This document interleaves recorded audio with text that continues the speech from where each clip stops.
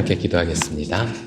사랑의 주님, 오늘도 우리의 마음을 이끌어 주시고 앞을 보지 못하는 우리의 영안이 열려서 함께 하시는 하나님을 보고 나를 위해 은혜의 길을 이끌어 주시는 그 손길을 따라갈 수 있게 도와주시옵소서.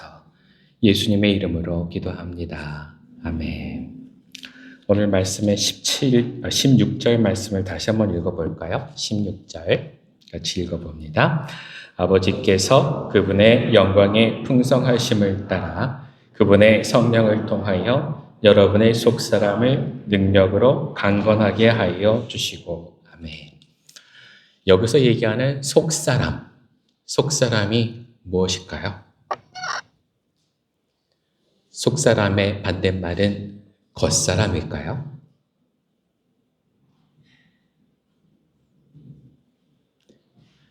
이렇게 대답이 없으시면 이제 저는 제 상상 속으로 계속 들어가거든요. 그러니까 이렇게 잘 대답해 주시면 좋겠어요. 재밌는 건 속사람이란 말은 있어도 겉사람이란 말은 없다라는 거. 그걸 우리가 좀 알아야 됩니다. 속사람은 무엇일까?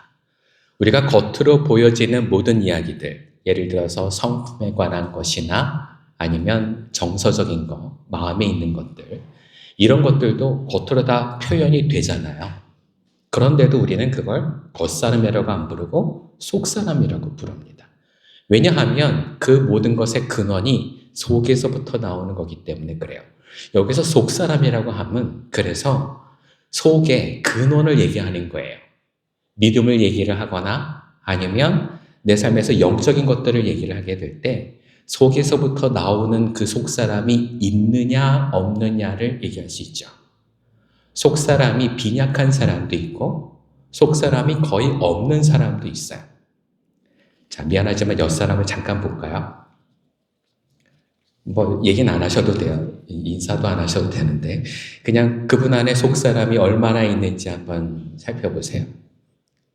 그리고 그분에게 내 속사람을 보여줘 보세요. 하실 수 있으세요? 제가 재미있는 얘기 하나 해드릴게요. 많은 아저씨들이 10만 원 정도 내면 그 배를 빌려 탈 수가 있대요. 그래서 한 50명 정도가 배를 빌려 타서 낚시를 하러 갑니다.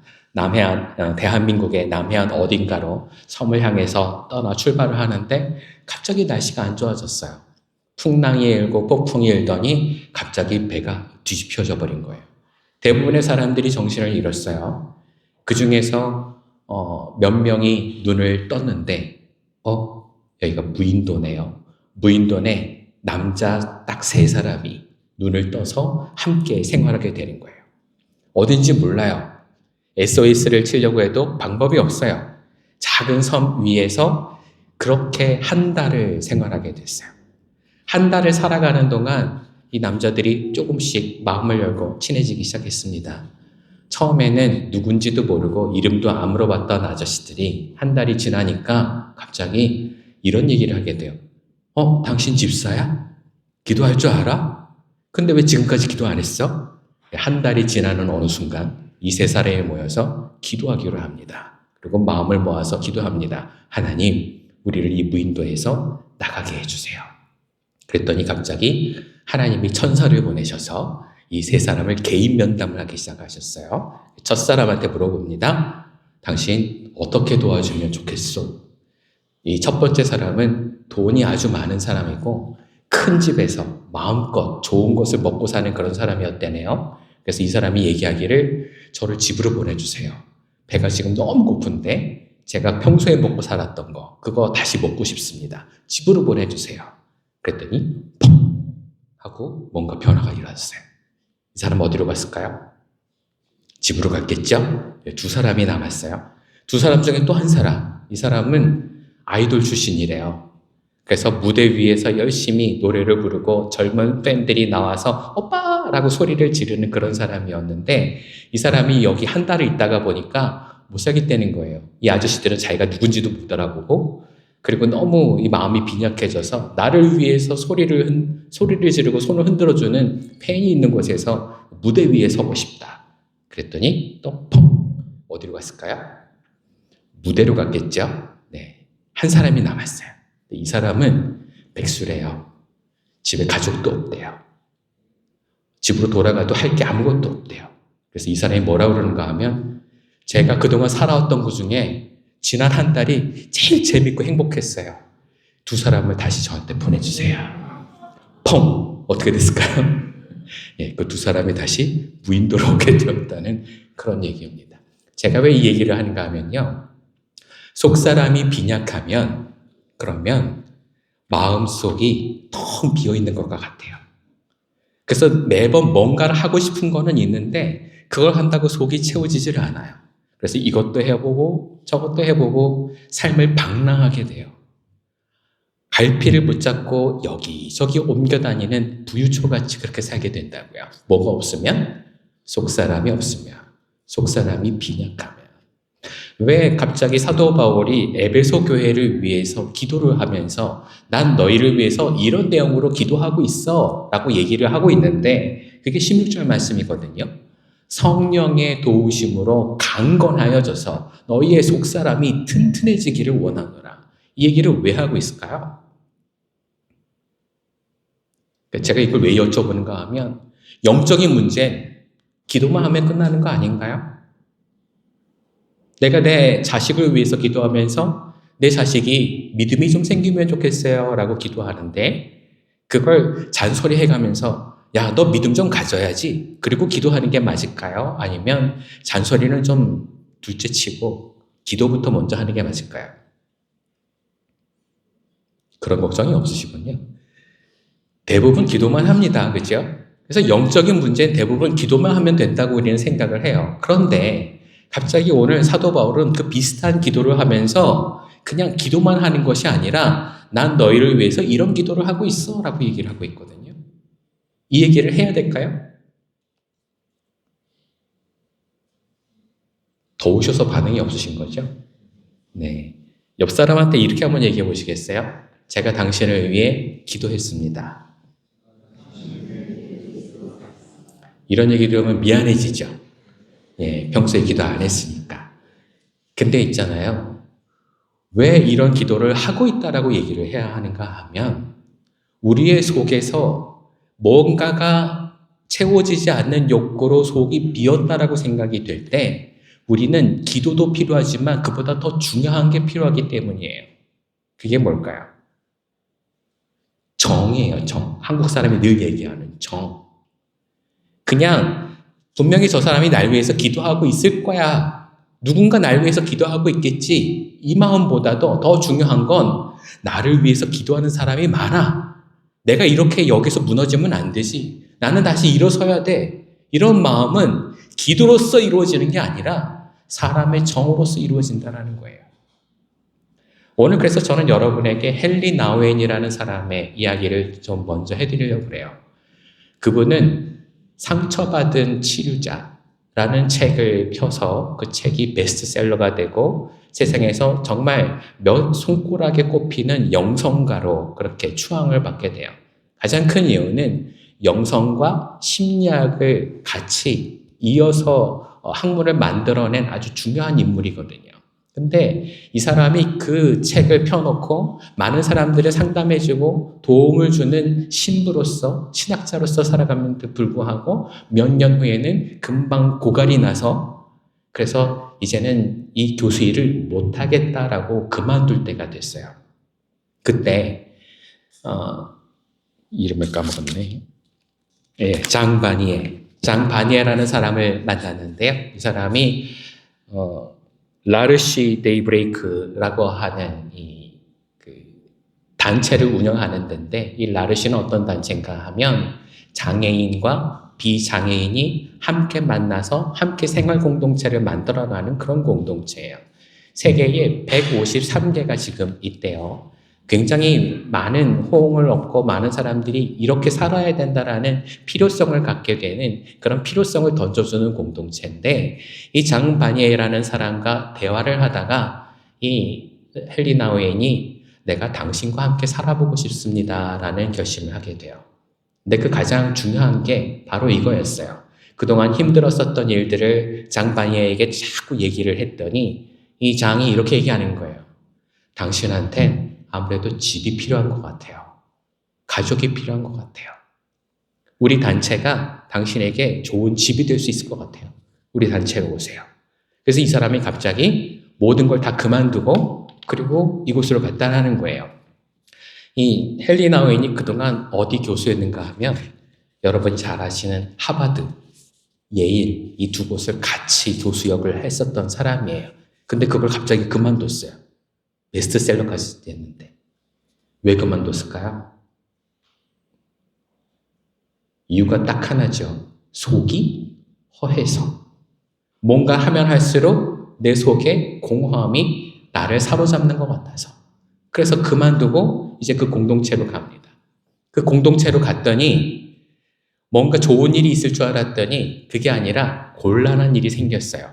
40대 약간 지체장애가 있는 존이라고 하는 사람이 이 사람을 따라다니면서 인사를 하는데 안녕하세요 하는 인사 대신에 인사말을 이렇게 합니다.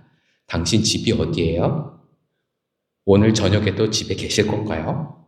이걸 만날 때마다 물어보는 거예요. 아침에도 만나면 당신 집이 어디예요?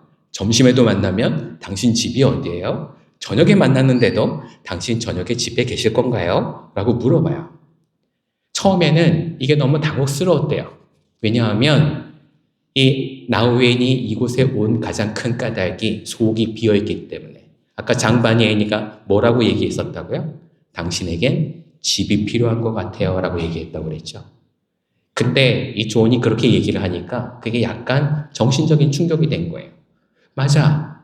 나 집이 없는데 내 정신적인 마음을 누구에겐가 의지하고 내 삶에 비어있는 마음을 충족받을 수 있는 그런 어떤 안식처 같은 거 그거 나한테 없는데 나한테 그게 없어서 그랬구나. 5년 동안 이 존이 졸졸졸졸 따라다니면서 매일같이 그걸 물어보는데 이 나우엔은 그게 큰 충격이었어요. 어느 날 이 나우엔이 휴가를 얻어서 상트페테르부르크로 휴가를 갑니다. 거기에 가서 미술관을 도는 동안 그림을 하나 발견을 했는데 그 그림이 적잖이 충격이었어요. 왜냐하면 그 그림이 탕자의 이야기를 쓴 그림이었는데 여러분 한번 보신 적 있으시죠? 제가 언제 보여드렸어요. 탕자가 와서 아버지에게 무릎을 꿇고 아버지 저를 받아주세요 라고 빌고 있는데 옆에 큰아들이 옆에 서서 너 여기 왜 다시 돌아왔어? 라는 눈초리로 동생을 쳐다보고 있죠. 그 그림을 보는 순간 나우엔이 마음에 충격을 먹었어요. 맞아. 나 집이 없는데 얘도 집이 없는 것 같으네. 아버지 옆에서 계속 살았는데 아버지 옆에서 평안을 느끼지 못하고 살았구나. 큰아들은 집이 있었지만 집이 없는 사람이었네. 얘는 나랑 똑같은 처지였네. 그걸 깨닫게 되는 순간 이 그림 앞에서 떠날 수가 없었대요. 미술관 안에 다른 그림도 많이 있는데 이 그림 앞에서 떠날 수가 없어서 닷새 동안을 거기 더 머물기로 하고 매일 아침마다 와서 그 그림을 보고 점심 먹고 와서 그 그림을 또 보고 그걸 매일매일 닷새 동안을 했대요. 근데 그 닷새를 하면서 마음에 깨닫게 된 게 뭐냐 하면 나 되돌아가야 되는구나. 내가 하나님을 그동안 이렇게 아버지처럼 섬기지 못했구나. 내가 신부가 되고 신학교 교수가 돼서 있었는데도 내가 하나님으로 인해서 쉴 수 있는 그런 사람이 아니었구나라는 걸 깨닫게 됐대요. 저는 오늘 여러분에게 이런 질문을 드리고 싶어요. 혹시 삶이 피곤하십니까? 속에서 채워지지 않는 무언가 때문에 공허함을 느끼십니까? 신앙생활을 계속하고 신앙서적을 읽고 기도를 하고 예배를 드리는데도 여러분의 속사람이 채워지지 않는 것을 경험하십니까? 무언가가 여러분을 도와주기를 원하십니까? 그렇다면 오늘 헨리 나우엔의 치유법에 대해서 좀 들어보시기를 바라요. 이분이 이런 고민들을 일기에다가 적고 돌아가시고 나서 그분의 일기에 있는 내용들을 다 모아서 책이 한 권 나왔어요. 사랑의 존재. 근데 그 사랑의 존재라는 책에 이렇게 얘기합니다. 우리의 속이 비었을 때 우리에게 필요한 건 기도가 아니라 포옹이다. 포옹. 여러분 포옹이 뭔지 아세요? 네, 허그. 껴안아주는 거예요. 옆에 사람 다시 보시겠어요? 이런 건 싫어하시는 건 제가 잘 아는데 오늘 한 번만 해보죠. 한번 껴안아줘 보세요. 이렇게 포옹. 등을 토닥토닥 하시면서 네, 토닥토닥 하셔야 됩니다. 머리도 한번 이렇게 쓸어주셔도 좋아요. 네. 자, 그리고 저를 보세요. 해보신 분들은 아실 거예요. 벌써 웃음이 얼굴에 나오잖아요. 내 삶에 기도로서 충족이 안 되는 게 있어요. 여러분, 제가 목사지만 기도로서 안 되는 게 있어요. 교회는요, 기도만으로 안 돼요. 왜 그럴까요? 교회는 사람이 모이는 곳이거든요. 교회는 성령이 모이는 곳이 아니라 교회는 사람이 모이는 곳이에요. 때문에 우리의 약함, 우리의 약점 이런 것들이 드러나게 될 때에 그것을 보듬어주고 지켜주고 같이 채워주고 그걸 감당해주는 사람들이 우리에겐 필요해요. 괜찮아, 내가 너 품어줄게 하는 게 우리한테는 신뢰로 필요하다고요. 근데 우리의 공동체가 그걸 하지 못하잖아요. 그러면 예배 드려도 우리의 마음은 허해요. 왜요? 아무도 안 받아주니까. 여러분 주변에 여러 번을 만나고 같이 속에 있는 것을 꺼내놨는데도 불구하고 늘 여러분에게 얘기하기를 예수 믿은 지 10년이 넘어갔으면 이쯤은 해야지. 너 왜 그렇게 사니? 이렇게 얘기하시는 분들이시면요. 손절하세요. 그런 분들하고서. 여러분에게 속마음을 터놓고 속에 있는 약점이 쳐 보일 때나 아니면 다른 사람들이 여러분을 볼 때 아, 이 사람 이게 참 약하네 라는 그런 느낌을 주었을 때 여러분에게 다가와서 너 이건 잘 못하더라. 내가 도와줄게. 우리 같이 하자. 그런 사람이 있거든. 업고 다니셔야 돼요. 옆에 끼고 다니셔야 돼요. 여러분, 교회가 어떻게 하면 아름다워지고 재밌어지고 행복해질 수 있는지 아세요? 서로의 약점을 함께 감당해주는 사람끼리 만나게 될 때에 우리는 하나가 될 수 있어요. 우리가 어떻게 하면 속사람이 잘할 수 있는지 아세요? 우리의 속사람을 보고 아무도 뭐라고 그러지 않고 그걸 받아주는 사람이 있을 때 성장할 수 있어요.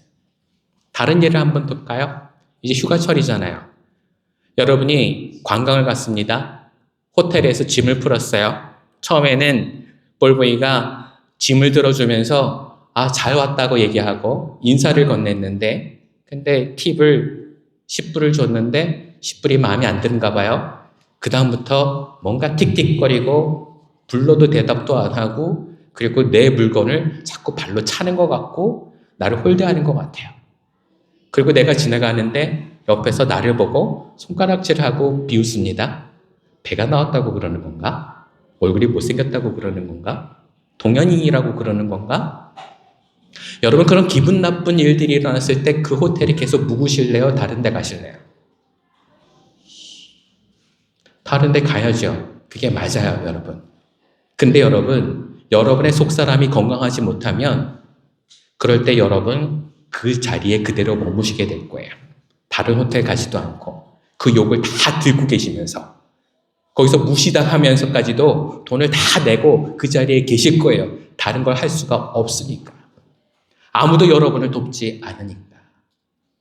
근데 여러분이 그런 상황에 있을 때 누군가가 여러분의 손을 이끌면서 왜 이런 데 있어? 너 이런 취급 받아도 되는 사람 아니야? 나랑 같이 다른 데로 가자.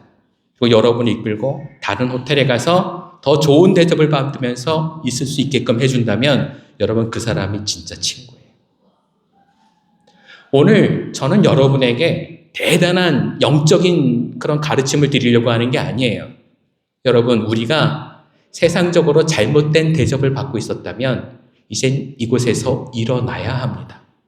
그걸 못하고 있다는 건 내 속사람이 약하다라는 거예요. 내가 너무 나약하다라는 거예요. 근데 여러분, 이 나약함을 어떻게 하면 회복할 수 있을까요? 어떻게 하면 나는 속사람이 강해질 수 있을까요? 속사람이 강해지면 그 다음에 어떤 일들이 일어나게 될까요? 오늘 말씀을 보기 전에 예전에 우리가 봤었던 말씀이거든요. 계시록 3장 한번 찾아볼까요? 요한계시록 3장 20절 말씀. 오늘 PPT가 준비가 안 됐습니다. 제가 잘못된 걸 보내가지고 14장을 봐야 되는데 지금 하나도 못 보게 됐어요. 죄송합니다. 대신 성경을 찾아볼게요. 요한계시록 3장 20절 말씀. 같이 읽어봅니다. 보아라, 내가 문 밖에 서서 문을 두드리고 있다.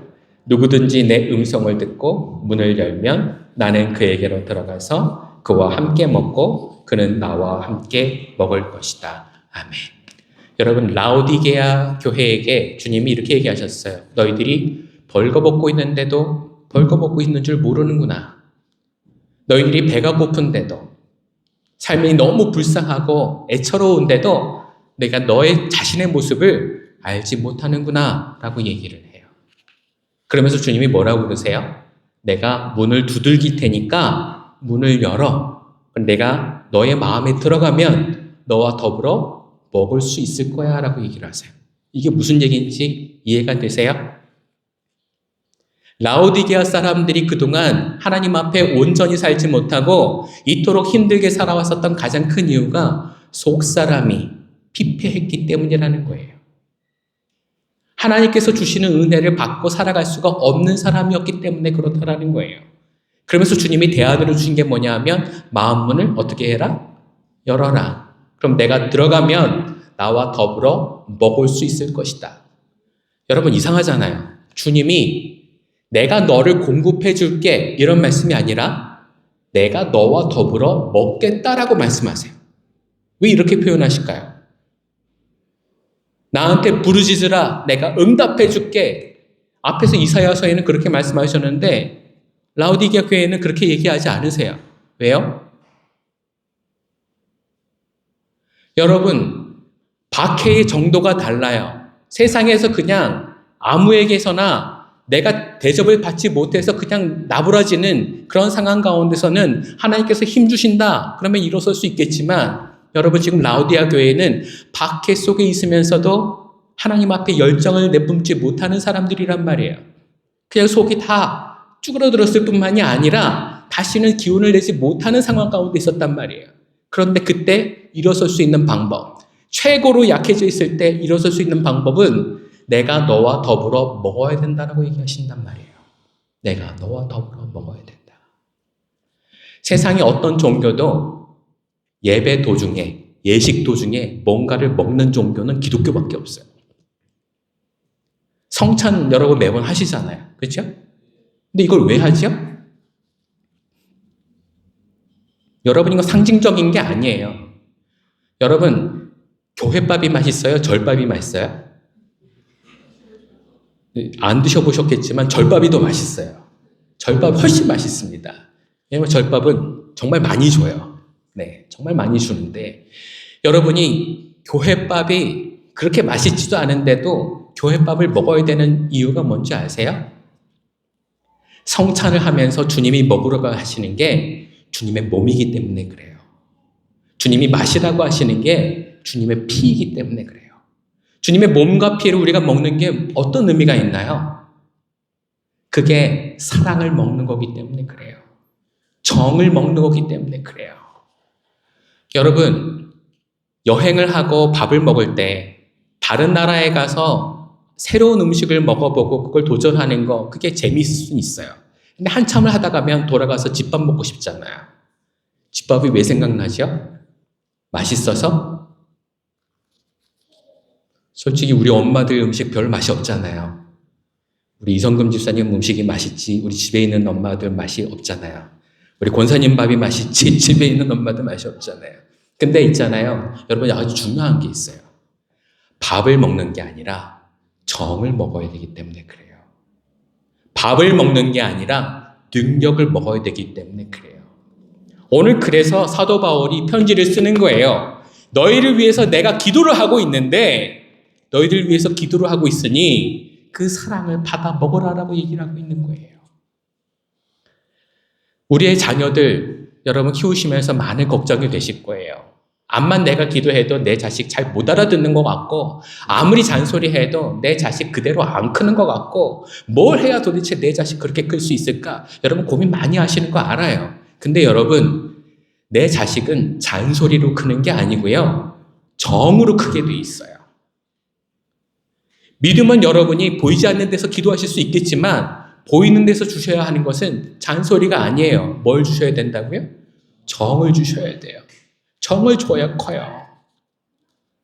여러분, 목사도요, 많은 목사가 있겠지만 여러분을 이해하는 목사가 옆에 있으니까, 그러니까 여러분이 아멘 안 해도 그런가 보다라고 살지요. 새로운 강사가 와서 여기 있으면 여러분에게 아멘 하라고 계속 그것만 얘기할 거예요, 아마. 그렇죠? 여러분의 삶에서 여러분과 누군가가 이어져 있을 때 나를 이해하는 그 누군가가 나의 약점을 보완해주고 그래서 나한테 사랑한다고 자꾸 얘기하고 있어 라고 얘기를 들으실 때 여러분은 힘을 내실 수가 있어야 된단 말이죠.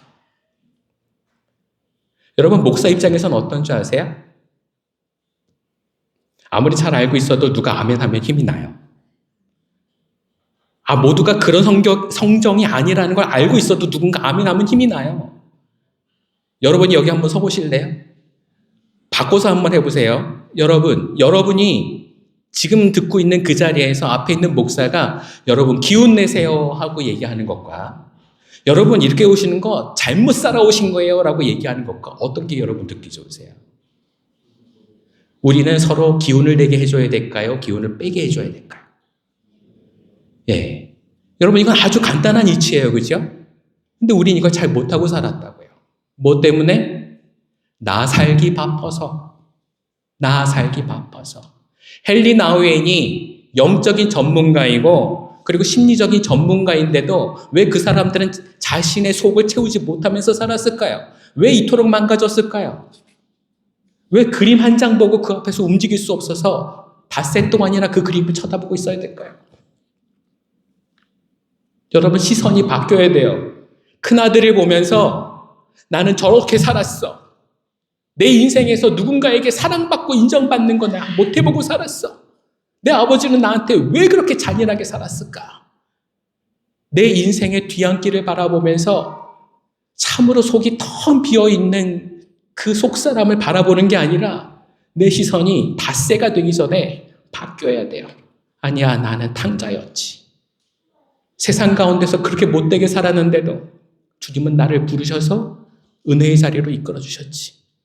지금 내가 돌아갈 수만 있다면 그 절에서 내 아버지는 나를 반겨주시겠지.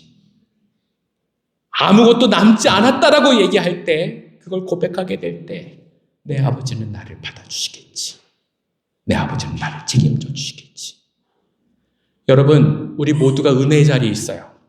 은혜의 자리에 있는데 우리가 깨닫지 못하는 것은요, 내 속이 비어있다면 늘 나는 큰아들인 것처럼 살아가게 돼 있고 내 속에 주님께서 주시는 은혜를 알게 되면 그러면 내가 탕자라는 것을 깨닫게 된다는 거죠. 여러분이 얼마나 잘해야 되는지, 앞으로 뭘 해야 되는지를 얘기하는 게 아니에요. 중요한 것은 내 시선과 내 삶의 자세와 하나님을 바라보는 내 정이 더 끌어오를 만큼 은혜 속에 넘쳐야 된다는 거예요. 그거 내가 해야 되는 걸까요? 아니요. 그건 내가 하는 게 아니에요. 주님께서 하신 일에 응답만 하시면 돼요. 그래서 저는 여러분이 오늘 또 한 가지 말씀을 찾아봤으면 좋겠는데 요한복음 15장 한번 찾아보세요. 요한복음 15장. 여러분이 잘 아시는 말씀이 있을 거예요. 요한복음 15장. 1절 한번 읽어볼게요. 같이 읽어봅니다. 나는 참 포도나무요 내 아버지는 농부이시다. 아멘. 여러분, 이 비유 잘 아시잖아요. 그래서 뭐라고 얘기하세요? 예수님이 참 포도나무니까 4절 읽어볼까요? 4절. 내 안에 머물러 있어라. 그리하면 나도 너희 안에 머물러 있겠다. 가지가 포도나무에 붙어 있지 아니하면 스스로 열매를 맺을 수 없는 것과 같이 너희도 내 안에 머물러 있지 아니하면 열매를 맺을 수 없다. 아멘. 예수님께서 포도나무이시고 내가 가지인데 잘 붙어 있으면 열매를 맺을 수 있대요. 이게 무슨 얘기인가 하면 주님의 그 포도나무에 내가 잘 붙어 있으면 내 속사람이 공급받아서 강건해질 수 있다라는 거예요. 근데 여러분, 우리는 이 비유를 잘 알고 있지만 우리는 강건하지 않아요. 우리 속은 비어있단 말이에요. 왜 비어있죠? 여기서 아까 우리가 읽었었던 요한계시록 3장 말씀 다시 한번 기억해 보세요. 3장 20절 뭐라고 얘기했죠? 내가 문 밖에 서서 두드리노니 네가 마음의 문을 열면 내가 너와 더불어 먹으리라. 여러분, 포도나무에 가지가 연결되어 있다라는 건 붙어 있다라는 얘기가 아니에요. 마음의 문을 열었다라는 얘기죠. 여러분이 하나님의 공급을 온전히 받기 위해서는 우리의 삶이, 우리의 속사람이 하나님을 향해서 마음이 활짝 열려야 된다는 거예요. 다 닫아 걸어놓고 넌 나한테 이렇게까지 부당한 걸 요구해서는 돼? 네가 암만 달라고 그래도 난 널 주지 않을 거야. 우리는 교인들한테도 서로에게 그렇게 얘기를 하고 하나님 앞에서도 주님 이렇게까지 나한테 요구하십니까? 내가 인생을 이렇게까지 살아야 되나요? 그러고는 안 하겠다고 마음 먹는 한 내 마음은 열린 게 아니에요. 암만 성경을 통해서 여러분이 좋은 말씀을 듣는다고 할지라도 나는 그렇게 생각 안 하는데요. 그러면 끝이 나요. 여러분의 마음의 문은 닫혀 있으니까. 그러면 포도나무에 내가 연결되어 있는 건가요? 아니에요. 어떻게 하면 연결된다고요? 문을 여세요. 활짝 여세요. 지금까지 안 했어도 괜찮아요. 지금부터 하면 돼요. 마음의 문을 활짝 여세요. 그 다음에 어떤 일이 일어나게 될까요? 옆 사람 한번 보시겠어요? 그냥 쳐다보면 기분 나빠할 거예요. 그러니까 이렇게 쳐다보세요. 웃으면서 사랑해. 여러분, 마음의 문은 그렇게 여는 거예요.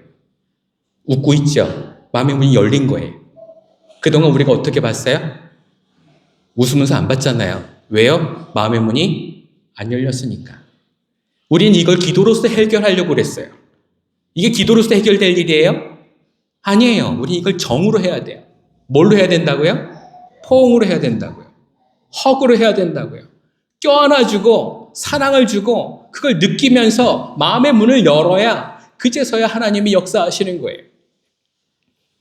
제가 신학교 졸업할 때 MDiv 과정의 거의 마지막 때가 됐을 때 졸업하는 게 좀 두려워졌어요.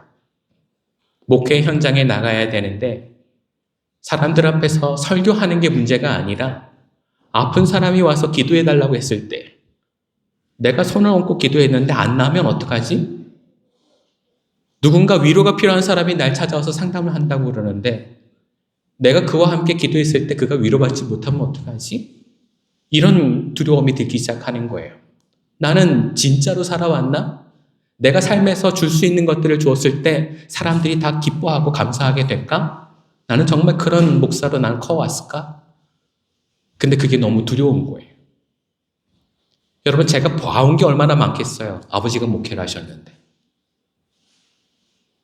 19살 때부터 전도사 생활을 했는데 이미 7년, 8년 동안을 목회 현장에서 있었는데 이제 목사가 된다는 게 뭐가 두렵겠어요? 누군가 그렇게 부르시겠지만 저는 그게 너무나도 두려웠어요. 진짜가 될까? 가짜가 될까? 판가름이 나는 장소가 같아서. 그래서 제가 졸업을 1년 앞두고 기도를 했어요. 같이 전도 사역을 하고 있는 동역자들한테 전 이런 고민이 있는데요. 전도사님은 어떻게 해결하고 계세요? 그리고는 같이 질문을 했어요. 그랬더니 한 동료 전도사님이 저한테 그래요. 전도사님 뭘 걱정해요? 기도하면 되지. 해봅시다.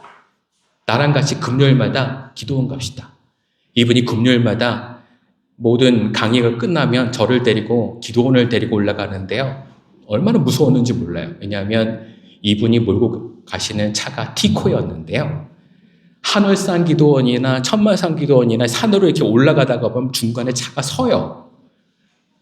그러다가 확 서버려요. 그러면 그 다음엔 이분이 저한테 뭐라는가 하면 전사님 내리세요. 그래요. 왜요? 저는 뒤에서 밀라고 그럴까 봐 얼마나 무서웠는지. 근데 내려서 하라는 게 본네트에다가 손 올리고 기도하자는 거예요. 같이 기도하자고. 그래서 차 위에다가 손을 올리고 기도를 했어요. 하나님, 이 중간에 섰어요. 올라가지도 못하고 내려가지도 못하고. 우린 기도하러 가니 올라가겠습니다. 올라갈 수 있는 힘을 주세요. 주님이 시동 걸어주시면 우리가 3일 동안 기도하고 올 수 있습니다. 기도가 끝났는데 어떻게 됐을까요? 브롱 시동이 걸려요. 이런 일들이 한 번이 아니에요. 힘든 일이 있을 때면 이분이 절 시험을 하시는데 전사님 내리세요. 겁이 나요. 또 기도하자고 그러겠지? 예전엔 안 그랬는데 이분을 따라다니면서 기도하는 게 겁이 나기 시작을 하는 거예요. 내년에 있을 줄 알았는데 전임을 나가게 되면 그때 경험하게 될 줄 알았는데 교인들을 만나게 되면서 그때 진짜인지 아닌지 경험하게 될 줄 알았는데 이분을 만나보니까 지금이 경험인 거예요. 지금이 바로 그 일인 거예요. 3일 동안 기도하고 내려가는데 전도사님이 또 그래요. 그냥 가기가 어려우니까 우리 집에 가서 밥을 먹고 가세요. 제가 맛있는 밥 해드릴게요. 그리고 그분 집에 갔는데 냉장고가 고장이 났네요. 더운 여름에 문을 열었는데 안에서 막 썩은 내가 나요. 이걸 다 걷어서 밖에다가 버리고 그리고는 오늘 그냥 공쳤으니까 집에 가야 되겠다 하는데 이 전도사님이 또 절 부릅니다. 전도사님 이리 오세요. 뭐 하라고 그럴까요? 기도하자고. 냉장고를 붙잡고 기도했어요.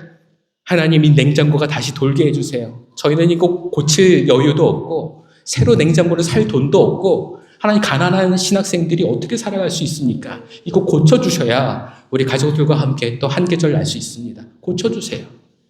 이걸 기도하는데 10초가 지나지도 않아서 윙 하는 소리가 들려요. 냉장고가 돌아가요. 제가 이때 깨달은 게 뭔지 아세요? 기도는 말로 하는 게 아니에요. 기도는 용기로 하는 거예요. 기도는 하나님을 이미 만난 것처럼 생활하는 게 기도예요. 내가 기도를 하고 나면 하나님이 날 만나주시겠지가 아니에요. 하나님이 곁에 계신 것처럼 하는 게 기도예요. 그래야 주님 앞에서 공급받을 수 있어요. 여러분이 지금까지 살아왔었던 시간들을 한번 돌아보세요. 기적이 있었나요? 없었나요? 왜 기적이 없었나요? 그럴 때 기도 안 하셨잖아요. 이제는 그럴 때 기도해보세요. 힘들 때 기도해보세요. 올 여름 엄청 덥잖아요.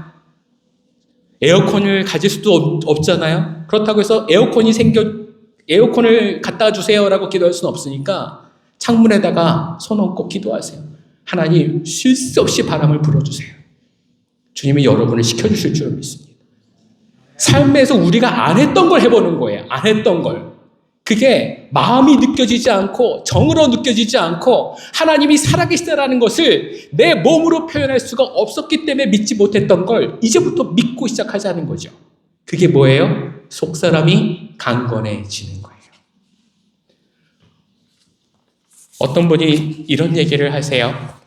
하나님을 믿고 그 은혜가 내 안에서 넘쳐나는 건 기독교인에게 너무나도 자연스러운 일이다. 저는 이 구절을 읽을 때 마음에 충격을 먹었어요. 이 자연스러운 일을 나는 왜 못하고 살았을까? 저는 그 전도사님과 함께 기도하러 다니면서 제 삶에서 정말 배워야 될 신앙의 절반 이상을 배운 것 같아요. 힘들 때 기도합니다. 자식이 학교에 진학을 해야 되는데 미끄러졌을 때 기도합니다. 내가 해야 되는 직장에서 나가게 됐을 때 기도합니다. 부모님이 병들게 되셨을 때 기도합니다. 나랑 일면식도 없지만 교인들이 저한테 기도를 부탁해 올 때 기도합니다. 무엇으로요? 영적인 힘으로요? 아니에요. 내가 기도하는 가장 큰 이유는 하나님이 나한테 맡기신 사람들, 내가 그들을 사랑하기 위해선 기도해야 되기 때문에 기도하는 거예요. 여러분, 오늘 여러분의 기도의 자리가 그렇게 살아나시기를 바랍니다. 정을 주는 마음으로 기도하기 시작하시고 내가 정을 받아야 될 필요성 때문에 기도하기 시작을 하세요. 그렇게 하나님의 정이 있고 하나님의 사랑이 있고 내 속사람이 살아나야 할 그 자리에서 하나님이 역사하시는 놀라운 기적을 맛보게 될 줄로 믿습니다. 오늘 여러분의 삶의 자리, 기도가 식어갔었던 그 자리, 사랑을 다시 일깨우고 기도를 일깨우는 놀라운 역사가 여러분과 저에게 있게 되길 그리스도 이름으로 간절히 축원합니다. 함께 기도하겠습니다. 사랑의 주님, 힘겨운 이 여름날 더위도 어떻게 피해야 될지 몰라서 우리는 쩔쩔매고 있는데 이보다 더 심각한 우리 영의 문제를 어떻게 피해야 할까요? 성령께서 인도하여 주시어서 이걸 감당해낼 수 있는 속사람을 채워주시옵소서. 강건해지는 속사람으로 우리의 영적인 일들을 이겨내고 하나님께 영광이 될 수 있도록 우리에게 힘을 부어 주시옵소서. 예수님의 이름으로 기도합니다. 아멘.